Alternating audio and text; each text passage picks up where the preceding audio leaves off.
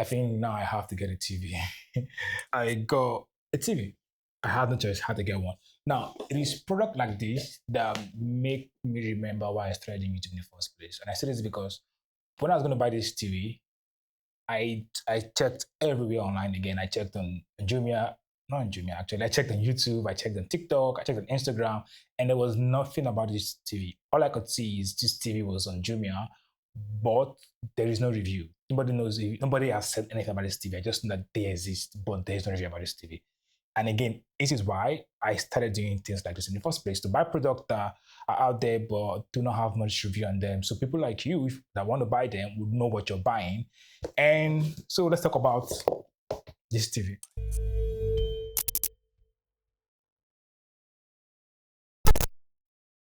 So this right here is a Nexus TV. Now, if you know Nexus, I used to think what they usually make is just not even microwave, gas cooker.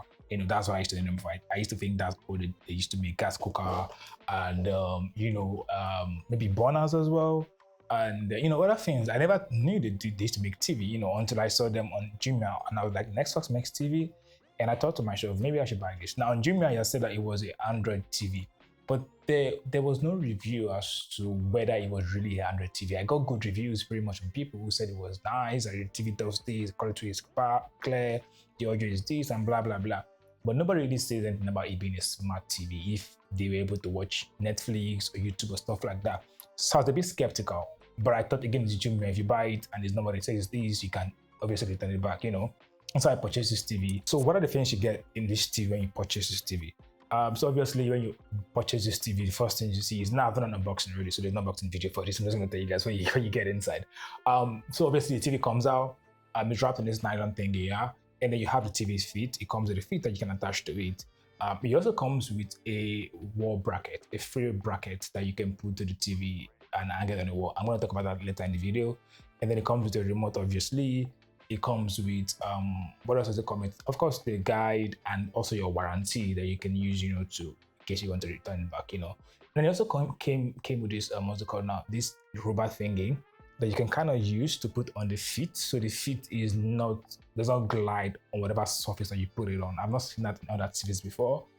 Actually, I haven't bought too much TV in my life, to be honest, so I don't know if it's standard, but it does come with that, And these are pretty much everything you would say in the box once you purchase the TV. It also comes with the battery that you can put in the remote, and the remote is a AAA battery also. So how do you set up this TV? It's pretty much simple. So once you turn on the TV, the first thing they ask you to do is to select your language. Obviously, you select English, and then they ask you to connect the Wi-Fi, and that's how I knew, okay, it's actually a smart TV. Again, I didn't see anything on Jumia say it was a smart TV aside from the name, but there was nothing else to tell me it was a smart TV, just the name. And sometimes Jumia make mistakes in the description.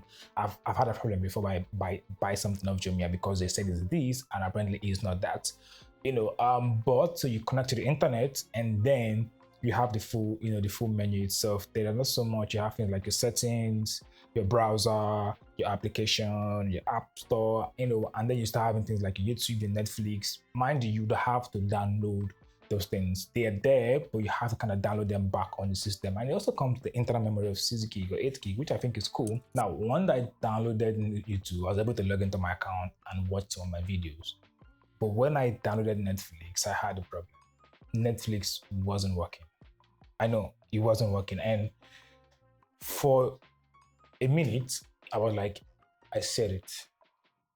This thing does not have Netflix because of the price point, and it wasn't working. So I've been battling to get this guy to work for a while. And the YouTube works, but the Netflix itself, once I open the Netflix, see what happens. It loads up, and then it gets stuck here. So I really can't even do anything. Like literally, nothing is moving. I can't go up, I can't go down. And at some point, I'm like, I'm gonna return this TV. It seems that this is not working. But if you look at the mouse, there is this thing called the mouse, the remote. There is this thing called mouse. Yeah. So what that does is once you click on that, it gives you a mouse option, and then you will able to move the cursor down to get started. And once you click enter, that opens up this page. So apparently, Netflix works, it just doesn't work the same way every other app works, like YouTube, where you can use this to control it. You kind of have to use this mouse option, otherwise it wouldn't work. I wish that was in the manual though. It's not in the manual, so you kind of have to figure that out yourself. Why did nobody talk about this in the review, and why it's not on the menu, or on the manual rather, of the TV? So I kind of had to figure that out myself, because already I was saying that I was going to take this back to Jimmy, because what's the point of having a smart TV if you cannot watch Netflix on it? You know, there's no point, obviously. This is not just a smart TV, it's an Android smart TV, and there's a big difference between an Android, not big difference anyway. So an Android smart TV is a different kind of smart TV as opposed to a smart TV. You know, so a smart TV usually would work with a Samsung smart TV, for instance, would work with Samsung OS. An iSense smart TV would work with iSense OS, same thing with LG.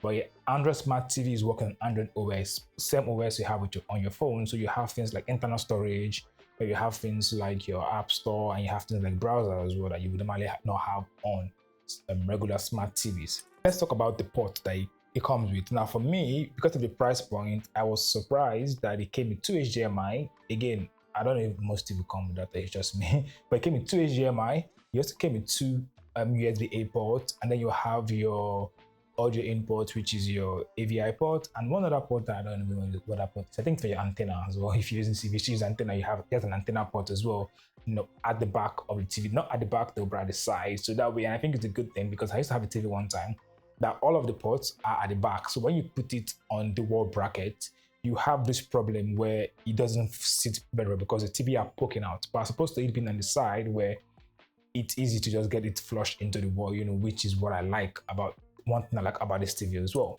Now, for most people, they're buying a TV because of quality of visuals, yeah, and maybe even sound. So the question is this TV a good TV in terms of the visual? Now, put it in mind that this is a HD TV and it's not even a full HD TV, yeah. Maybe it is a full HD TV, but you're not going to get crispy kind of viewing from this. I mean, it's an LED panel to start with, and it's HD, so it's not like your OLED, QLED, and it's not 4K or Ultra HD. I don't know if that makes sense. You know, so you will get basic HD, and you will get what you will get on your normal LED panel. But in my opinion, the quality is passable. It's not bad, to be honest. It's better than the projector, obviously. But it's good enough that you can see what you're watching. And for audio, how does it sound? I'll let you guys be the judge of that. Simplest way that I can, but pretty much maybe I use this example to explain it. So you know why you get cold when you're on the bedside from the wind that comes. Reasons because the wind, it's not bad, but I think it can be better. So I would advise, if you buy this TV, maybe get a soundbar if you want to get quality audio from it. Otherwise, you just get a lot of high end frequency as opposed to the low frequencies. The lows are very low, but the high are like really high, and you barely get the low. You know, so you have more is it called treble or whatever, then you get bass. I don't know if that makes sense. You know, but it's passable, it's usable, it's not that bad. You know. So now let's talk about how you mount this on the wall. So the bracket it came with is quite different. Like I said, it's not a conventional bracket. You need to kind of screw the bracket to the TV, and then you drill a hole on your wall, and then you kind of have to hang it as the way you hang artworks on walls, yeah? Then you need to hang it on the wall. Now, but because there is nothing at the bottom to make it flush, Nexus are putting two foams that has a corner that has a adhesive tape behind them that you can easily take off and stick that to the TV, and that way it flushes when you hang them when you hang the TV on the wall, as opposed to the TV bending. Now, I've seen someone in the comment section of Jumia that said that the hanger did not come with an instruction and it was hard for them to put it together. Oh, that's not true. First of all, it came with an instruction, and secondly, it's not that hard. But again, this is me explaining it in case you're too lazy to read the instruction.